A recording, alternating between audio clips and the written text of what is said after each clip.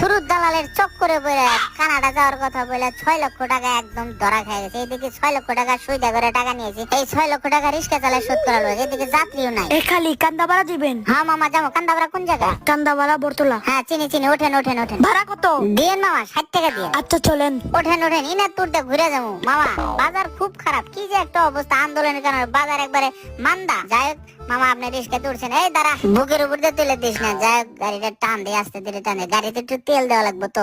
যাই হোক উঠা পড়ি, পড়ে গেছি। মা আপনি নতুন নাকি? কি কোন মামা নতুন? আপনি তো ড্রাইভারই ছিলেন। আমি যুদ্ধের সময় থেকে আমি রিক্সা চালাই। আপনি চুপ করে বসে থাকেন, আমি একটা গান ধরবো। রিক্সাওয়ালাই আমি রিক্সা চালাই ঢাকা শহরে, আমার রিক্সায় আরে আমার রিক্সায় কত মানুষ অলি গলি ঘুরে। মামা বান্দরের মতো লাভ দেন, ভাড়াটা দেন। এই নেন ভাড়া নেন। দেন দেন দেন, ঠিক আছে মামা যান তাহলে।